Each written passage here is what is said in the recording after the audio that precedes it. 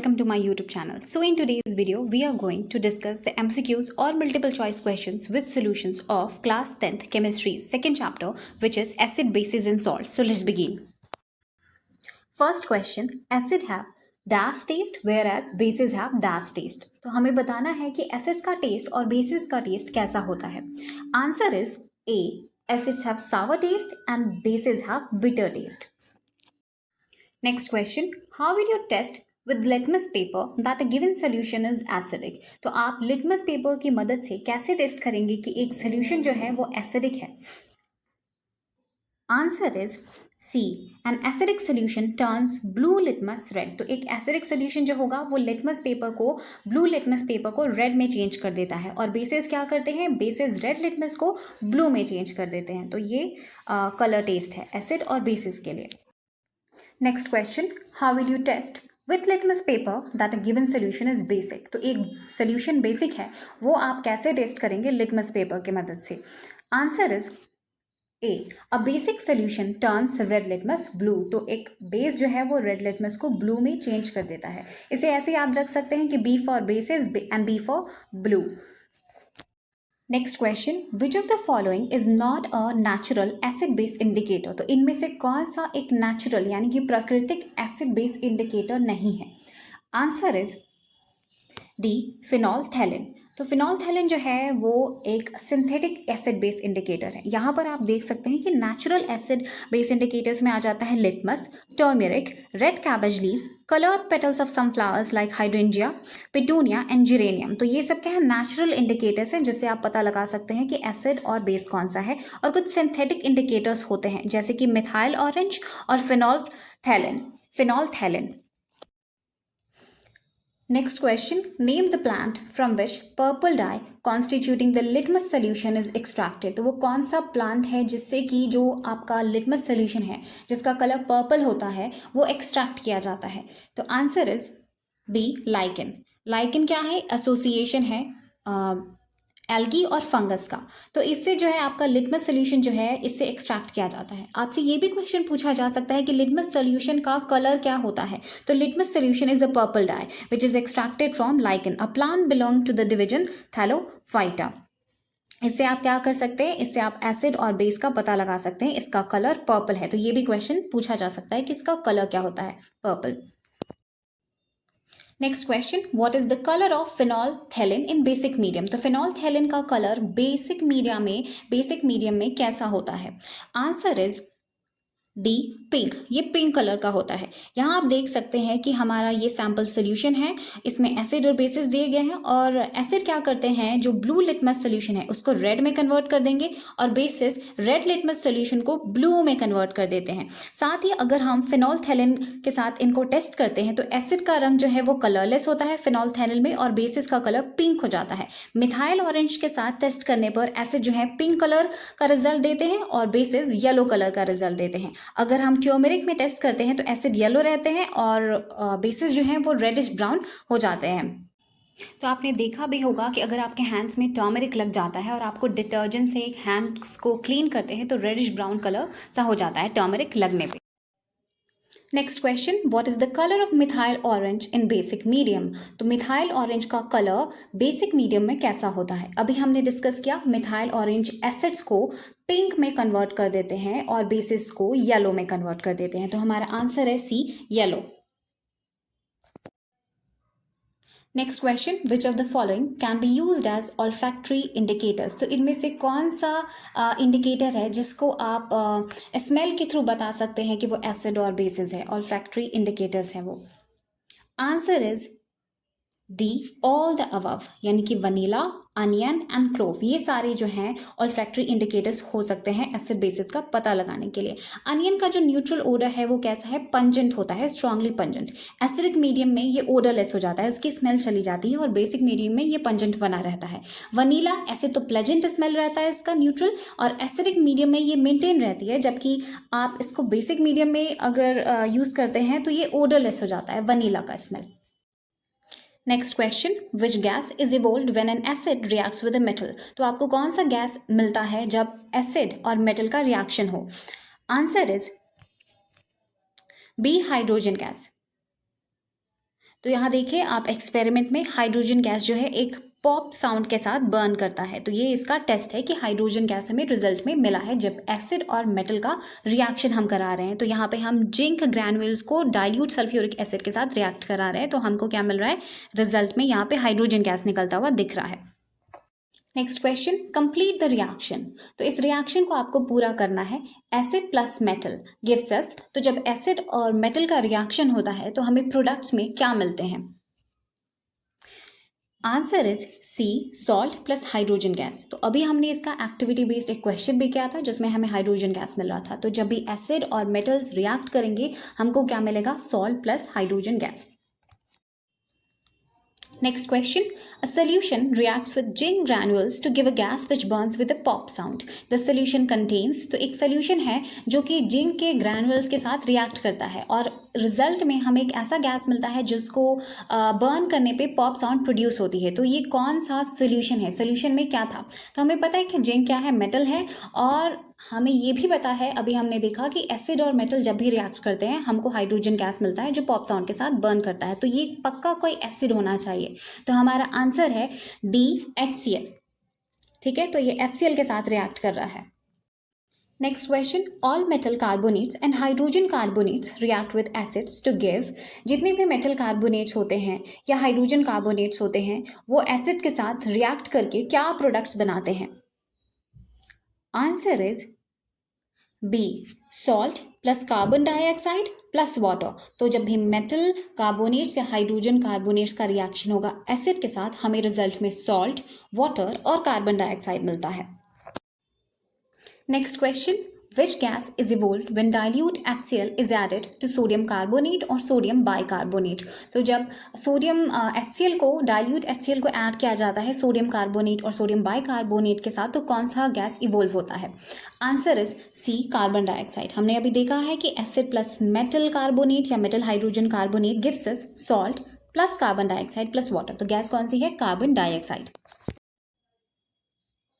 Next question, what happens to lime water when CO2 gas is pass through it? तो lime water से जब हम CO2 को, carbon dioxide को पास कराते हैं तो उस पर क्या रिजल्ट हमें देखने को मिलता है, क्या चेंजेस आते हैं उसमें?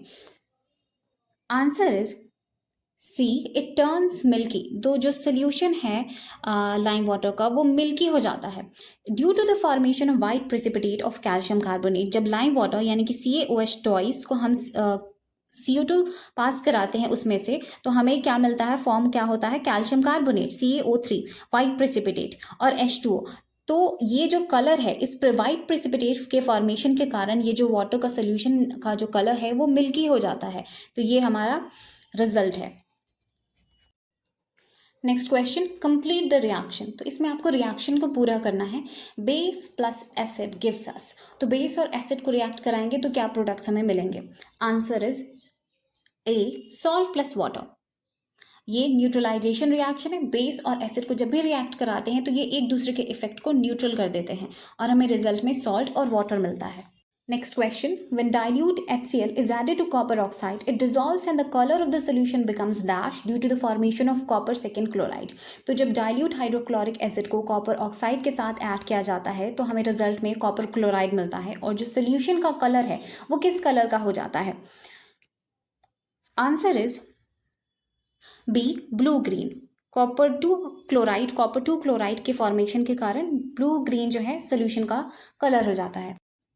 Next question, the reaction between an acid and a base to give a salt and water is known as. तो जो रिएक्शन एसिड और बेस के बीच होता है और प्रोडक्ट्स में हमें सॉल्ट और वाटर मिलता है, इस रिएक्शन को हम क्या कहते हैं? Answer is D, neutralisation reaction. Next question, the general reaction between a metal oxide and an acid can be written as. तो जो रिएक्शन होता है एक मेटल ऑक्साइड और एसिड के बीच में, उस रिएक्शन को हम कैसे रिप्रेजेंट करते हैं? Answer is A, metal oxide plus acid gives us salt plus water. Next question, which of the following is correct about the nature of non-metallic oxides? तो इनमें से कौन सा सही है non-metallic oxides के नेचर के बारे में? Answer is answer is B, they are acidic in nature. तो ये एसिडिक होते हैं नेचर में। अगर मेटालिक ऑक्साइड पूछा रहता तो मेटालिक ऑक्साइड्स ज़्यादातर बेसिक होते हैं। Next question, why should curd and sour substances not be kept in brass and copper. तो कर्ड और खट्टी चीज़ें जो हैं उनको ब्रास और कॉपर के बर्तनों में क्यों नहीं रखना चाहिए। तो ब्रास और कॉपर हमें पता है कि मेटल हैं, और कर्ड और सावर सब्सटेंसेस एसिडिक होते हैं नेचर में। ये आपस में रिएक्ट करते हैं और टॉक्सिक सब्सटेंसेस बनाते हैं, इसलिए इनको ब्रास और कॉपर के बर्तनों में नहीं रखना चाहिए। So answer is C, A and C. दोनों ही ऑप्शंस, मतलब they are acidic in nature and they react with metals to form toxic substances. Next question, which of the following are produced by acids in water. तो जब acids को आप water में dissolve करते हैं तो इनमें से क्या प्रोड्यूस होता है। Answer is B, H plus ions. तो एसिड्स को जब भी हम वाटर में डिजॉल्व करेंगे तो वो H प्लस आयंस रिलीज करते हैं, और जब आप बेसिस को वाटर में डिजॉल्व करते हैं तो आपको OH नेगेटिव आयंस रिलीज होते हुए दिखते हैं। Next question, which of the following aqueous solutions will not conduct electricity. तो इनमें से कौन सा सोल्यूशंस हैं जो कि इलेक्ट्रिसिटी कंडक्ट नहीं करेंगे। आंसर इज बी एंड सी, यानी कि glucose solution and alcohol solution.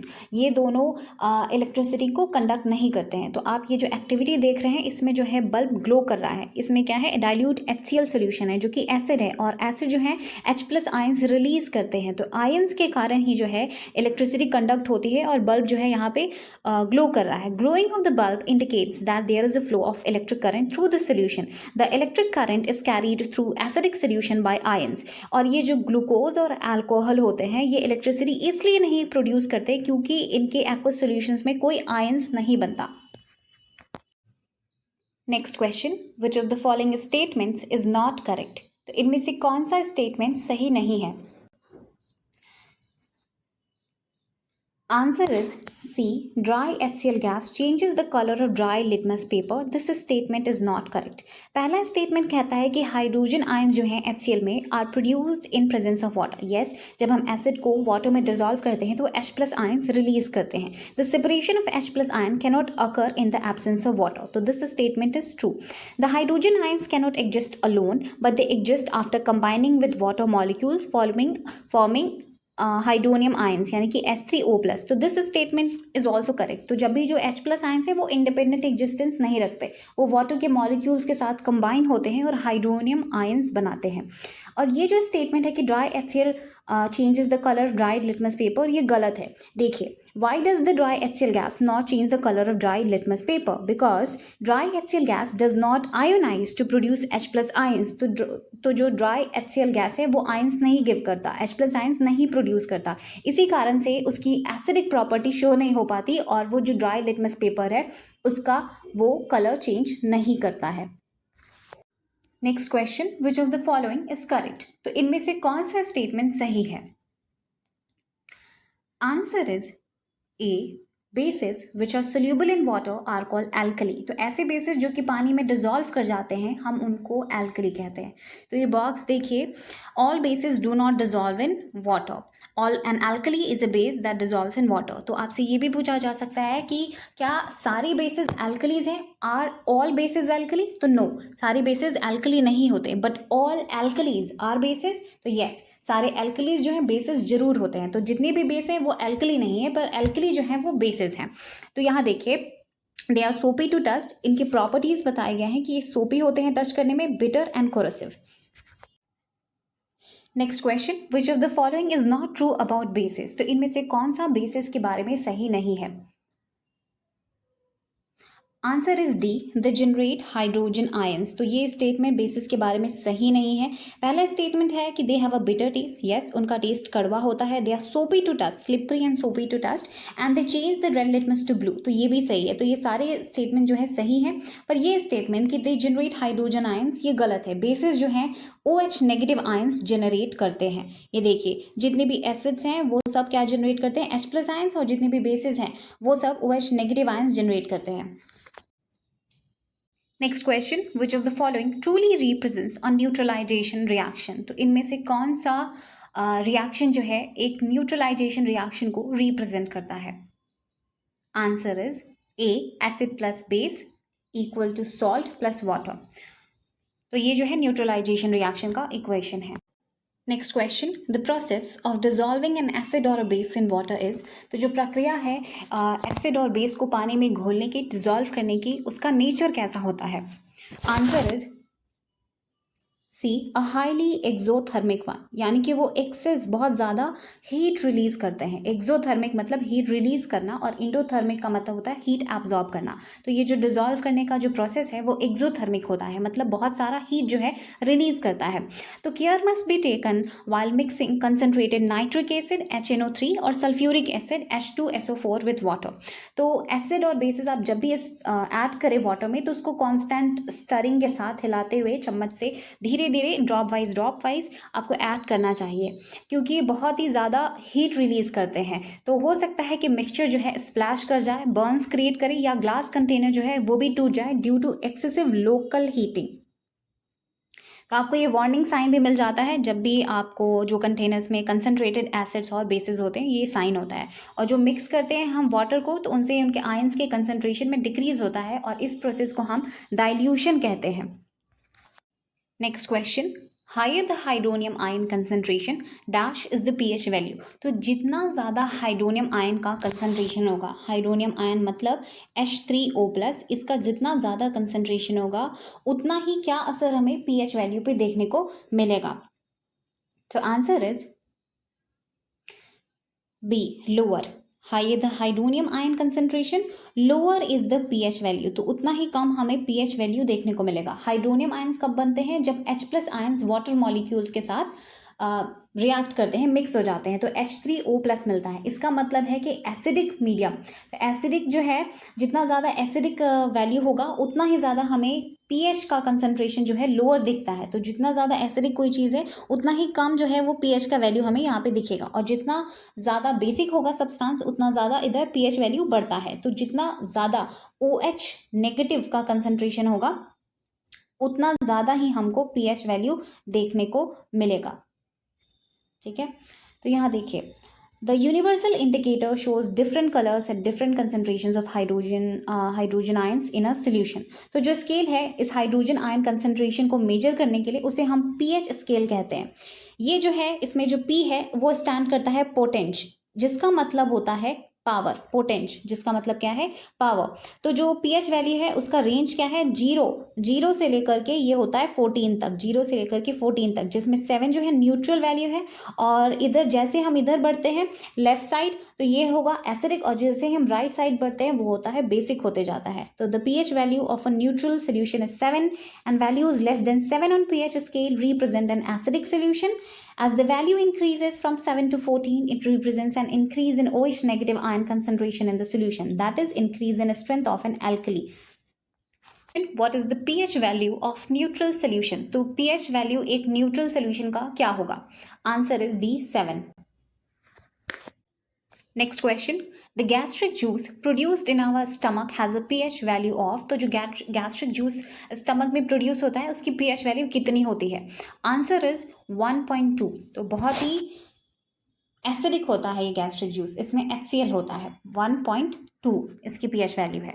Next question, what is the pH value of blood? तो पीएच वैल्यू कितनी होती है ब्लड की? आंसर है 7.4। 7.4 ब्लड का पीएच है। तो यहाँ देखिए गैस्ट्रिक जूस का जो पीएच वैल्यू है वो कितना है? 1.2। लेमन जूस का है 2.2, प्योर वाटर का 7 और ब्लड का 7.4। मिल्क ऑफ मैग्नीशिया 10 है, और सोडियम हाइड्रोक्साइड का कितना है? अबाउट 14। तो आप कलर का भी चेंज देख सकते हैं कि कैसे पीएच वैल्यू जैसे जैसे बेस की तरफ बढ़ते जा रहा है, ये इंडिगो कलर की तरफ है, और इधर जो एसिड की तरफ है उसका कलर कैसे? रेड है, रेड और Indigo. Next question, acids that give rise to more H+ ions are said to be dash acids, and acids that give rise to less H+ ions are said to be dash acids. तो जो acids हैं जो ज़्यादा H+ ions release करते हैं उन्हें हम क्या कहते हैं, और ऐसे एसिड्स जो कम H+ आयंस रिलीज करते हैं उन्हें हम क्या कहते हैं? तो answer is a strong and weak acids respectively. तो जो ज़्यादा H प्लस आयंस रिलीज कर रहे हैं वो होंगे स्ट्रॉन्ग एसिड्स, और जो कम H प्लस आयंस रिलीज करते हैं उन्हें हम वीक एसिड्स कहते हैं। तो स्ट्रॉन्ग एसिड्स के एग्जाम्पल क्या क्या है? HCl, HNO3 यानी कि nitric acid, hydrochloric acid, nitric acid and sulphuric acid. तो ये सब जो है स्ट्रॉन्ग एसिड्स के प्रकार है, बहुत ही हार्ड होते हैं, स्ट्रॉन्ग होते हैं। और जो वीक एसिड्स हैं उनका एग्जाम्पल हो गया एसिटिक एसिड, कार्बोनिक एसिड और ऑक्जेलिक एसिड। तो कार्बोनिक एसिड आपको पता भी है कि आपके सोडा ड्रिंक्स में भी यूज़ किया जाता है, क्योंकि ये वीक एसिड है, कोरोसिव नहीं होता इसका नेचर, और इसे कोल्ड ड्रिंक्स के साथ, सोडा ड्रिंक्स के साथ, एरेटेड ड्रिंक्स में यूज़ किया जाता है क्योंकि ये वीक एसिड्स हैं।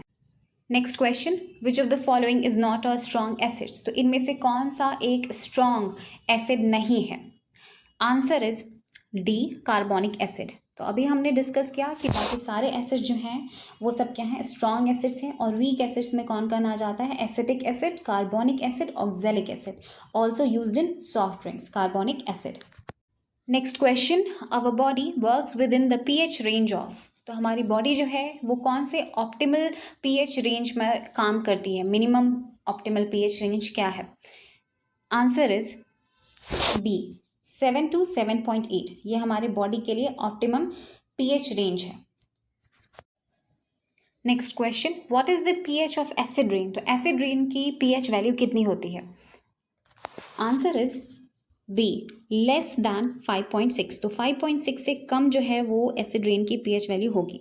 ये जो एसिड रेन है जिसका pH कितना होता है? 5.6 से कम। तो ये जब वाटर बॉडीज़ में जाती है या सॉइल में जाती है तो जितने भी वहाँ पे ऑर्गेनिजम्स हैं उनके सर्वाइवल को अफेक्ट करती है। ठीक है, तो यहाँ पे जो बॉक्स है इसमें ये भी पढ़ लीजिए कि जो एटमॉस्फेयर है वेनस का वो वाइट एंड येलोइश क्लाउड से बना होता है, सल्फ्यूरिक एसिड के क्लाउड से। Next question, fresh milk has a pH value of 6. When the milk changes into curd, the pH value will dash. तो जो fresh milk है उसकी pH value 6 होती है। जब milk जो है curd में change हो जाता है यानी कि एसिडिक हो जाता है तो उसकी pH value पर क्या असर होगा? Answer is C, it will become less than 6। तो 6 से कम हो जाएगा क्योंकि वो एसिडिक मीडियम में कन्वर्ट हो रहा है। Next question, plants have a healthy growth if pH of the soil is such that it is neither alkaline nor acidic. Which substance is usually added to the soil when its pH becomes acidic? तो plants का हम healthy growth तब देखते हैं जब soil जो है neutral रहता है, यानी कि ना तो वो alkaline होगा ना acidic होगा। तो हम कौन से substance को soil में डालते हैं जब उसका pH जो है acidic हो जाता है, ताकि हम उसकी neutrality को restore कर सके? Answer is D, lime. Lime या क्विक लाइम जो है ये हम सॉइल में डालते हैं, ये बेसिक होता है और ये एसिड जो है एसिडिक नेचर सॉइल का उसको न्यूट्रलाइज कर देता है। Which of the following acids is produced naturally by our stomach? तो इनमें से कौन सा एसिड है जो कि हमारा स्टमक नेचुरली प्रोड्यूस करता है? Answer is D, hydrochloric acid. Next question, during indigestion the stomach produces too much acid and this causes pain and irritation. What common remedy would you suggest for stomach relief?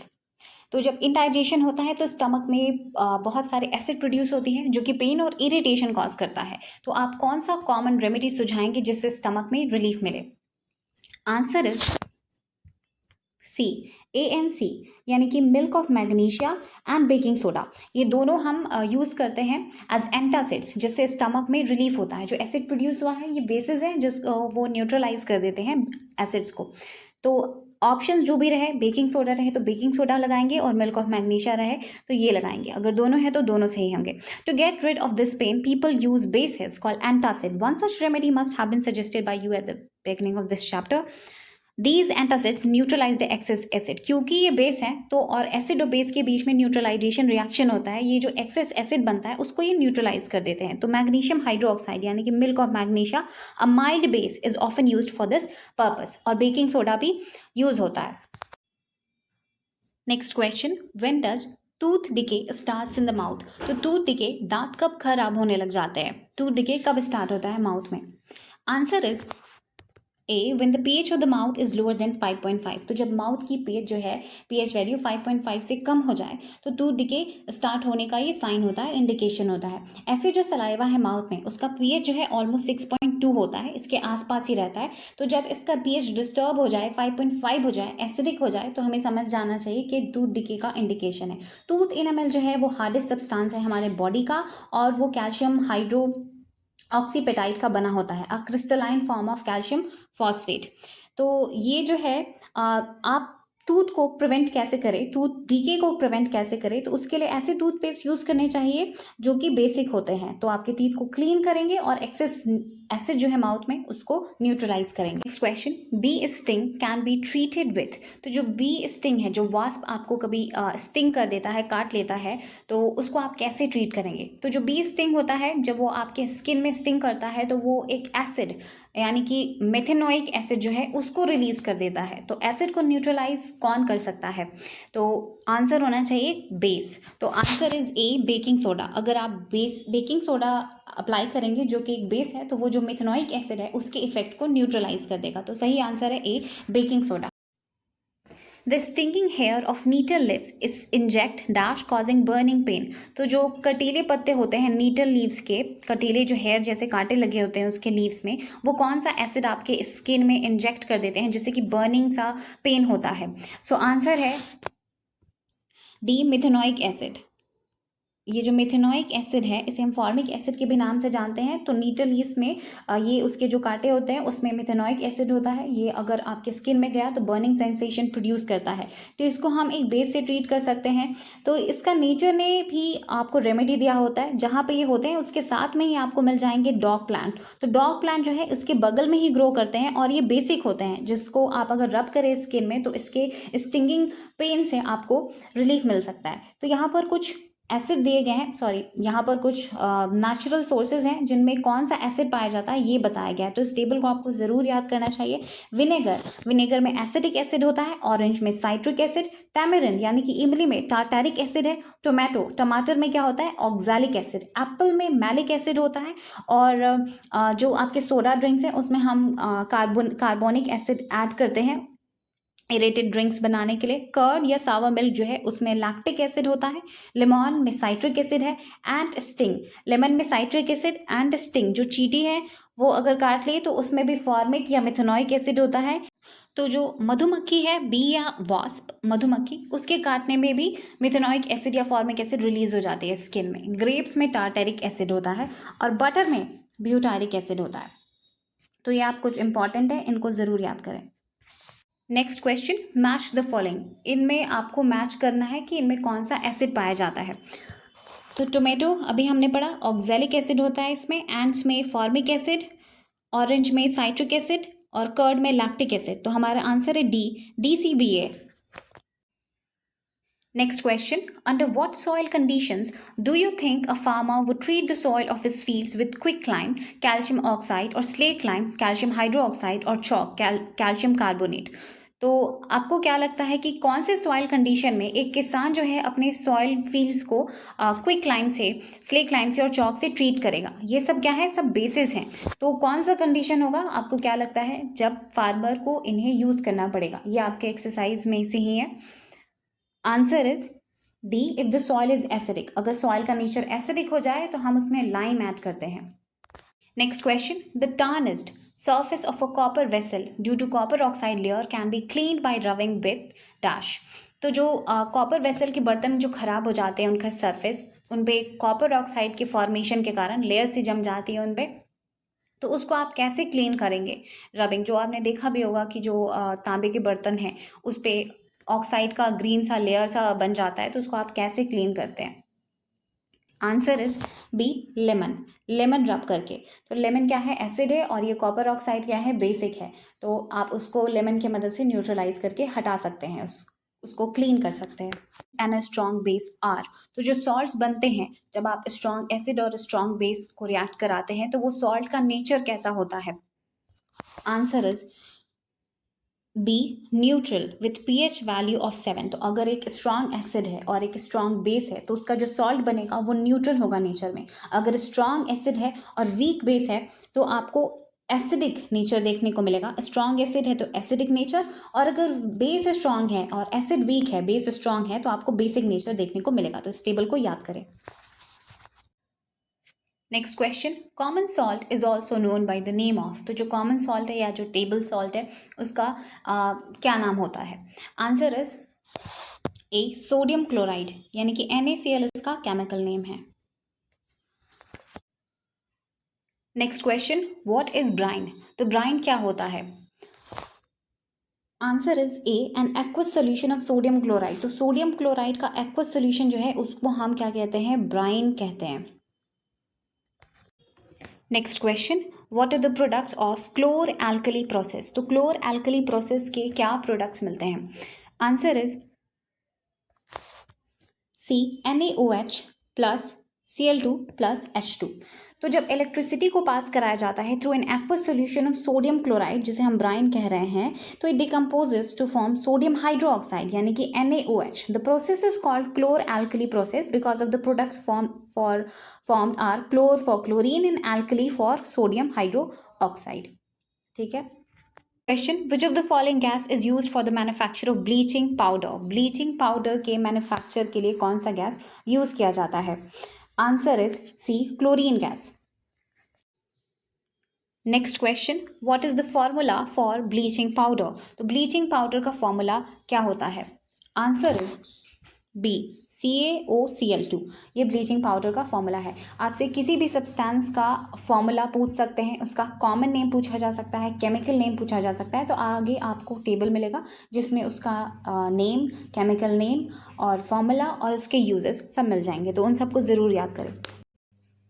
तो यहाँ पे देखिए common name दिया है, formula दिया है और साथ में इसके यूजेस दिए हैं। तो इन सब टेबल को आपको याद करना है।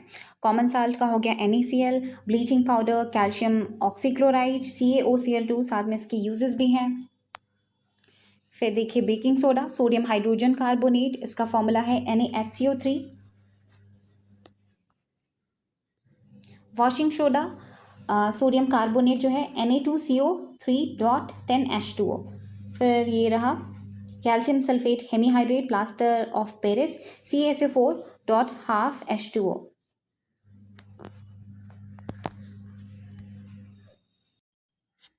Next question, how many water molecules are present in one formula unit of copper sulphate? तो एक फॉर्मूला यूनिट कॉपर सल्फेट में कितने वाटर मॉलिक्यूल्स प्रेजेंट होते हैं?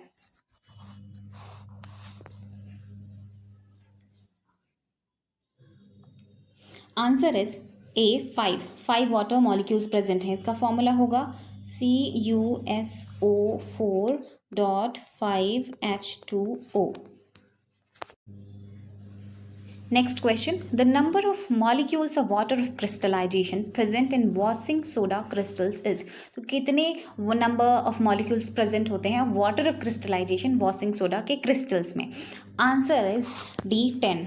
तो ये देखिए आपसे ये भी पूछा जा सकता है कि आपको नाम दे दिया जाएगा और पूछा जाएगा कि कितने वाटर ऑफ क्रिस्टलाइजेशन इसमें प्रेजेंट है, कितने मॉलिक्यूल्स, उनका नंबर बताने के लिए। तो कॉपर सल्फेट में देखिए CuSO4.5H2O 5 मॉलिक्यूल्स, वॉशिंग सोडा में Na2CO3.10H2O यानी कि 10 मॉलिक्यूल्स हैं वाटर ऑफ क्रिस्टलाइजेशन के। फिर जिप्सम में CaSO4.2H2O 2 और प्लास्टर ऑफ पेरिस में CaSO4.12H2O half water of crystallisation के मॉलिक्यूल्स प्रेजेंट हैं।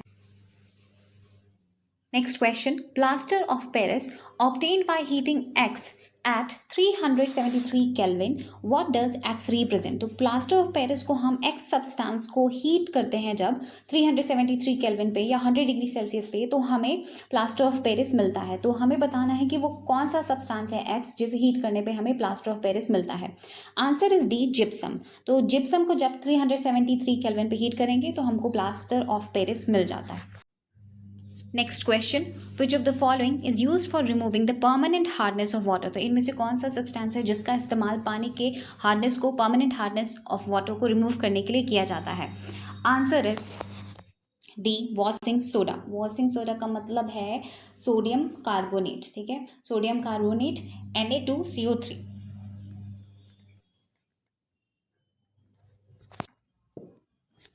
Next question, which of the following is used in soda acid fire extinguishers. तो इनमें से कौन सा यूज़ किया जाता है सोडा एसिड फायर एक्सटिंग्विशर्स में? Answer is B, baking soda. Baking soda मतलब sodium hydrogen carbonate NaHCO3। Next question, which of the following is also an ingredient in antacids. तो इनमें से कौन सा एक इंपॉर्टेंट इंग्रेडिएंट है एंटासिड्स में?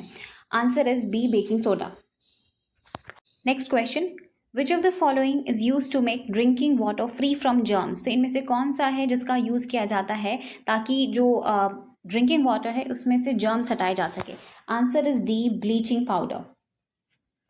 क्वेश्चन पूछा जा सकता है सब्सटेंसेस और उनके यूजेस के बारे में। उनमें से हमने कुछ ही पे क्वेश्चन किए हैं, बाकी सारे आपको यूजेस और के भी याद करने होंगे। और यहाँ पे ये जो जनरल रिएक्शंस थे कि क्या हमें मिलता है, एसिड प्लस मेटल को हम रिएक्ट कराते हैं तो हमें सॉल्ट और हाइड्रोजन गैस मिलेगा। Acid metal carbonates hydrogen carbonates को रिएक्ट कराएंगे तो सॉल्ट वाटर और CO2 गैस हमें मिलता है। मेटल ऑक्साइड्स और एसिड जब आपस में रिएक्ट करते हैं तो हमको सॉल्ट एंड वाटर मिलता है। और एसिड और बेस जब रिएक्ट करेंगे तो न्यूट्रलाइजेशन रिएक्शन होगा और हमको क्या मिलेगा, सॉल्ट प्लस वाटर। तो यहाँ पर एक्सरसाइज के कुछ क्वेश्चंस और उनके सोल्यूशन दिए गए हैं, इन सबको भी आप जरूर पढ़ें।